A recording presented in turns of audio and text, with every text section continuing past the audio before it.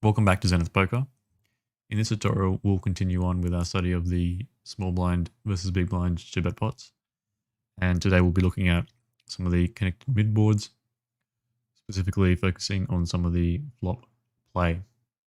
So first off, as an overview of the connected mid, so we've got some of the queen high connected down to 9 high connected. And as we can see, the overview of the equity and the EVs show quite a strong preference for the higher connected boards compared to the lower connected boards. So we've got equity ranging from this 58.5 on the Queen Jack 10, and we'll look a little bit more at Queen Jack 10 later, all the way down to 52.7 for the 965. So we'll dive into one of these boards in a bit, but first we'll have a look at the overall sort of checking and betting frequencies. On the higher boards, we can see that the checking frequency is slightly lower compared to lower boards. So at the lowest checking frequency, we've got the Queen Jack 10 and other Queen X boards, and some of the Jack X boards are towards the middle, and the 9X and 10X boards have the highest checking frequency or the lowest betting frequency. The overall bet size is favored towards the smaller bets, with across this subset 30% betting frequency for the quarter pot bet size. And on certain boards, that bet size is taken at a very high frequency. For example, here in this Queen 10-9, betting at 63%, Queen Jack 9, 62%, etc. The next highest bet size, the next most frequent bet size is the half pot bet size, down on average at 10.3%. So we can see that sort of across these boards, a small bet is what's taken at a pretty high frequency, and then on certain boards, you've got some of the bigger betting. We'll take a look at Queen Jack 10, just because it's a little bit special. On Queen Jack 10, this connected board is a little bit different from the other ones, specifically because the small blind has all of the ace king when the big blind has none of the ace king. That means this particular straight, the ace king, having full combos of that in the small blind's range, really will affect the strategy for both players. Of course, there's two other straights. There's the King 9 straight and the 9-8 straight, both players having many combinations of each of those, but the Ace King straight being the absolute nuts at this stage really affects the strategies for both players. And if we look at the range of bet sizes, we've got the pot size bet all the way down to the quarter pot bet, and the betting frequencies are very high. So we'll have a look at the range construction for this 3/4 pot bet. And we can see that there's a lot of straights in this 3/4 pot bet, 17.5% compared to the overall frequency of straights at 11.1%. If we look quickly at the checking line, we can see the big blind only has 5.77% straights. So that difference in straights really comes from this ace king and the presence of the King 9 and the 9-8. So a lot of those really hit this board. So the ace king being in particular the one with the most impact on both players' strategies. Ace king being taken into a lot of different lines, but you can see that taking this 3/4 pot bet or half pot bet to start off with ace king is really what's going to happen. So ace king very, very heavy in this 3/4 pot line, 3/4 pot call brick, for example, and then ace king just now betting twice the pot on the turn, really starting to polarize on the brick turn, and then getting the money in on basically every river, even the ones that complete that flush. Slight difference, of course, if the flush comes in on the turn, then because there's a lot of flush draws for the big blind, that'll affect the turn betting range construction. But we'll talk a bit more about the different turns and river lines in a later video. Yep. So the the Queen Jack 10, one of the special connected mid boards specifically because of that ace king. We'll take a look at some of the other ones. We can focus on a bit about the other queen high boards. So for example, this Queen 10-8 with a flush draw. All these queen high ones betting relatively small for this quarter pot bet size. Overall equity 56.75%. Here on the Queen 10-8, the only straight is the Jack 9. There's not a lot of straights for each player. 2.1% for the big blind and 2.2% for the small blinds. There's not a huge amount of them. So really what's going on is this small bet size is quite prevalent in sort of top pair, and you've got this small betting to try and deny equity from certain hands, such as gut shots, getting value from some weaker pairs, and trying to avoid running your top pair, middle pair hands into stronger hands such as 2-pair and straights. So there's still quite a lot of checking, and then a lot of that checking goes for a sort of check call or a check raise, depending on the bet size the opponent uses. But a lot of it goes for the check call, mainly because the big blind here is making a lot of bigger bets into the small blind and also checking back a lot. Because there's so much equity for in kind of relatively marginal hands for both players, there's a lot of hands on this board that'll make a pair and a straight draw, a pair and a backdoor flush draws, gut shots. Loads of these kinds of hands will hit this board, and so there's a lot of equity to deny. So there's still a substantial checking range. Betting quarter pot will try to deny a little bit of equity from the big blind, but the big blind is just going to have a lot of raises. And then for the stronger hands out of the small blind, there's going to be a whole bunch of 3-bets. So a lot of what's going on here is that the small blind is either trying to draw or trying to deny a little bit of equity from the big blind, but it's really on the big blind to prevent the small blind from seeing the turn. And the way that the big blind does that is by raising or betting when the small blind checks to them. We'll take a look quickly at another sort of similar board just to hammer that in. Queen Jack 8. So Queen Jack 8 here, the straight is a 10-9. Similar to the previous board. A lot of betting small and then 3-betting. And there's a lot of equity to be denied for the small blind and the big blind respectively. The big blind is going to check back, and a lot of those check backs with 2 undercard type hands really aren't going to be able to catch up. The small blind doesn't really have to worry about denying equity from these hands, which just have 2 undercards. And this small bet, even quarter pot bet, getting the big blind to slightly overfold. In the later lines, in sort of the check down line, there'll be spots where the big blind basically just has to give up a lot, or the small blind will be able to make a bet of some kind, and the big blind will have to overfold. So there's no real need to worry too much about the big blind having a hand with 2 undercards without any other kind of draw. On the other hand, the big blind has to worry about the small blinds, all the small blinds hands, because basically all the small blinds hands will have some kind of equity on this board. The very weakest hands obviously not, but a large chunk of the small blinds range will have some kind of equity that will be able to draw and catch up to the big blinds hands. So for that reason, the big blind will be trying to bet fairly polar and trying to deny equity from some of those draws and one pair type hands, which the small blind will have quite a few of those here. So the small blind checking relatively merged range. You can see there's a lot of top pair, middle pairs, and some of these weaker pairs. So it's a very pair heavy range which checks, and then some very strong hands such as straights and sets will check to go for either check raise on this street or a later street. And of course, there's also a wide variety of draws that the small blind will be checking. Fairly mixed throughout. So the stronger hands such as top pair and stronger will bet at a slightly higher frequency than they will check, but checking is still quite prevalent. And you will see in a lot of these boards that if the small blind checks, the big blind will bet a fairly big size. So on average, the 3/4 pot and the pot size bet is taken pretty often after the small blind checks.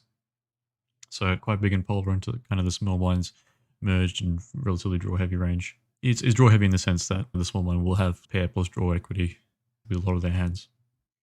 So let's go down and look at some other boards. So if we move on to, say for example, Jack 10-7.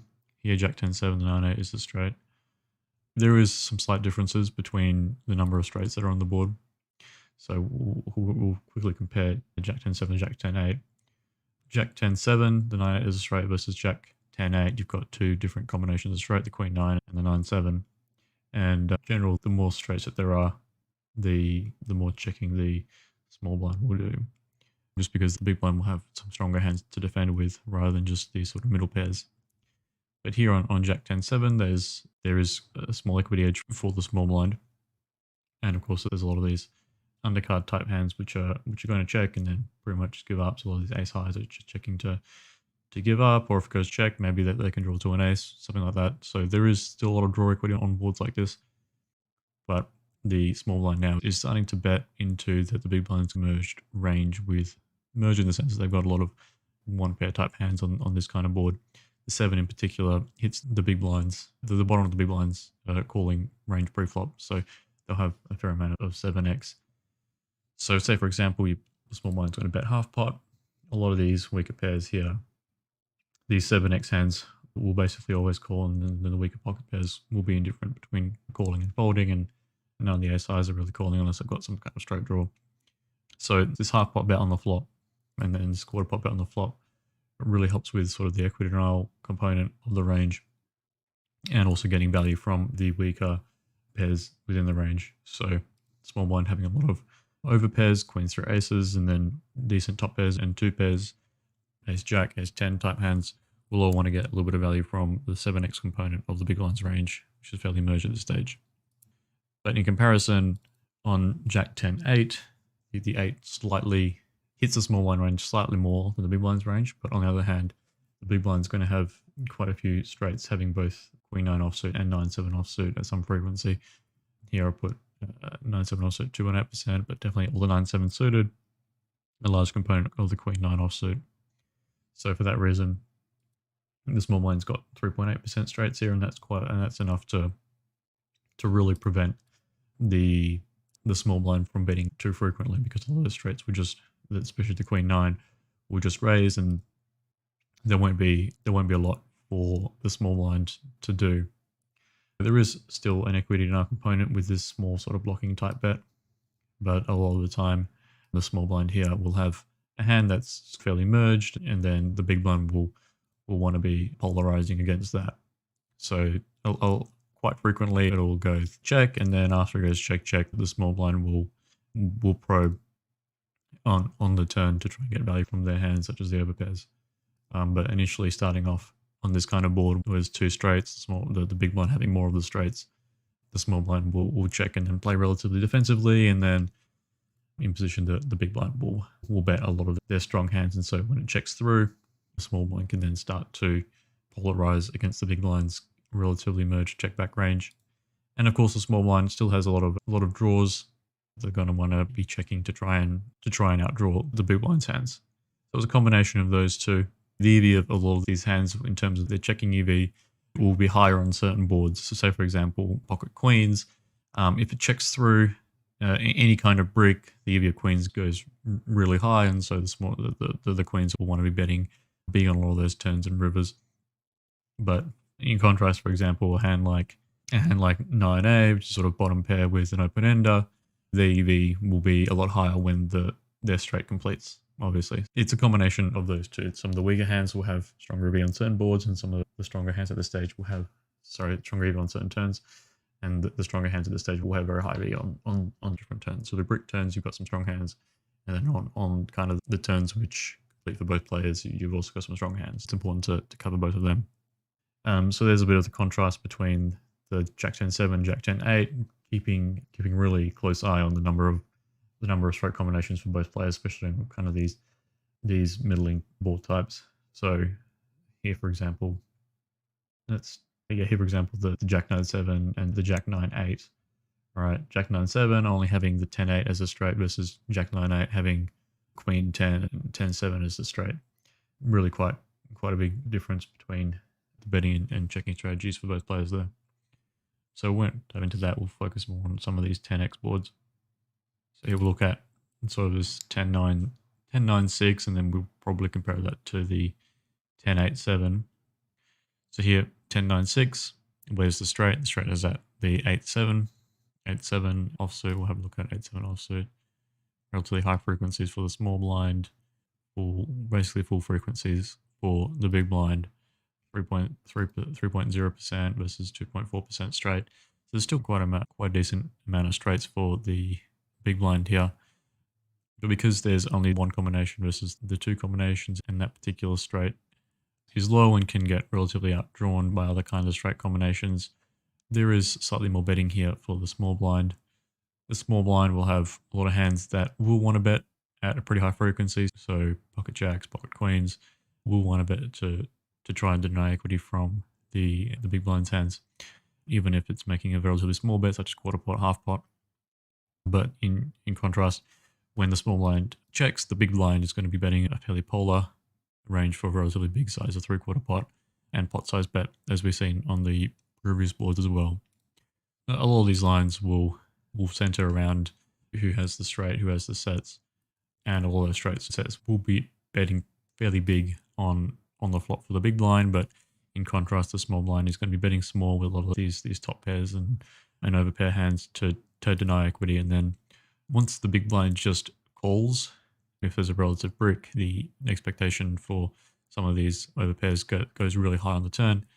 And the big blind having a relatively merged range at this stage after quits calling the bet and having all the draws miss, the small blind will quite happily bet bigs in terms of like pot size bet, or even bigger on all of these turns to then get their value. On the other hand, if the small blind bets small and then gets raised, a lot of those hands will end up playing defensively. A lot of those overpairs will end up playing relatively defensively on the turn here. So say, for example, bet small, get raised, pocket jacks, pocket queens, pocket kings, pocket aces, all of them are calling at a pretty high frequency. And then the hands which go for the 3-bet are the straights and the bottom set for value or merge value. And then all of the straights will jam it in and then get basically called by the sets and straights and combo draws. So yeah. Now going on to some of the 9 high boards. Conscious of time. Say for example 985. Once again going down to 985. 985 will be hitting the weaker kind of preflop hands out of the big blind's range. These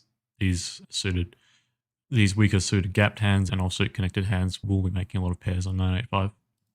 And so because of that, the overall equity for the small blind is a little bit lower.